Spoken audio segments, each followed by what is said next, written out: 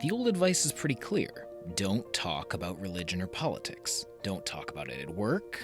Don't talk about it with family at holiday gatherings. Just leave it alone.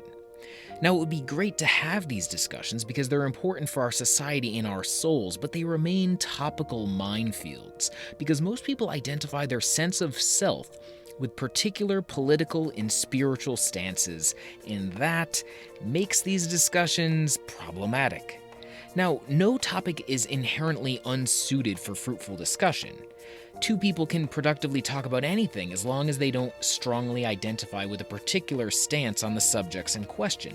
But if you think of yourself as a Republican or a Democrat, a libertarian or a socialist, or insist either evolution or intelligent design are the only possible explanations for life on Earth, then your mind is probably too clouded to engage with these topics in a productive way. In his essay, Keep Your Identity Small, the programmer and investor Paul Graham put it this way: the more labels you have for yourself, the dumber they make you. But there is a workaround that makes you both smarter and a better conversationalist. Stop adopting labels.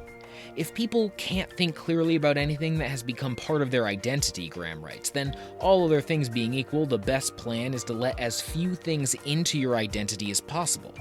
More than 2,000 years ago, the Stoic Roman Emperor Marcus Aurelius also thought the benefits of uncertainty were considerable.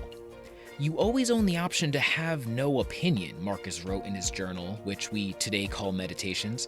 There is never any need to get worked up or to trouble your soul about things you can't control. These things are not asking to be judged by you. Leave them alone. Marcus continuously remolded himself to be what Rome needed. As a child, he wanted to be a simple philosopher, but made himself into a wise ruler after he decided accepting the throne was in line with virtue. He could have remained a bookish philosopher emperor, but then how could he have defended Rome from the Germans pouring over the border? Marcus came to believe that what Rome needed was a soldier emperor to defend it, so he forged himself into a masterful tactician who became famous for his ambushes. That kind of growth was possible in part because he didn't have many labels limiting his growth. He was committed to virtue and living in accordance with nature, and beyond that, he was flexible. The French philosopher Montaigne was famous for incorporating the best of Stoic thought into his essays and regularly gave opinions on all manner of subjects. Only they weren't really opinions so much as working hypotheses. He proves how lightly he holds these opinions with a bit of Pyrrhonian skepticism, which he sprinkles into his work. He frequently drops the ancient Greek word epoché into his writings, which he translates as "I hold back."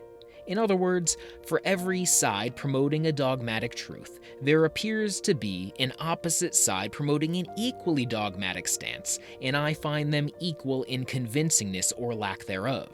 Therefore, I hold back from committing to either side. Modern critics may consider this flip-flopping or a sign someone lacks principles or decisiveness, but Montaigne demonstrated how powerful a small identity could be as partisan camps tore his nation apart.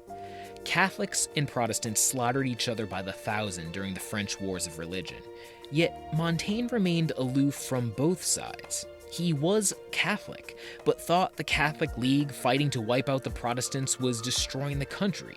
He was equally sure that the Protestant faction would lead France to ruin. Montaigne navigated a middle course few others could see because their views were clouded by their identities. He gained the trust of both the Catholic King Henry II and the Protestant leader Henry of Navarre, laying the groundwork for a succession plan which eventually led France out of the long, bloody civil war. Having no identity and no bedrock morals to fall back on is a mistake. The Stoics and Cynics believed they must act in accordance with wisdom, courage, moderation, and justice, for instance. But the more labels you pile atop this bedrock, the worse your thinking and the stupider you're likely to get. The philosopher Nassim Taleb put it this way in his book, The Black Swan. Empiricism is not about not having theories, beliefs, and causes and effect, Taleb wrote. It is about avoiding being a sucker. So, careful with those labels. Hey guys, this is Andrew Perlott. Hope you enjoyed the video. If you'd like to learn the philosophical tools the Stoics used to live calmer, more impactful, more deliberate lives, then check out my free course, Reset Week. It gives you Stoicism's most powerful practices, which you can start putting into effect immediately. Follow the link in the video notes below.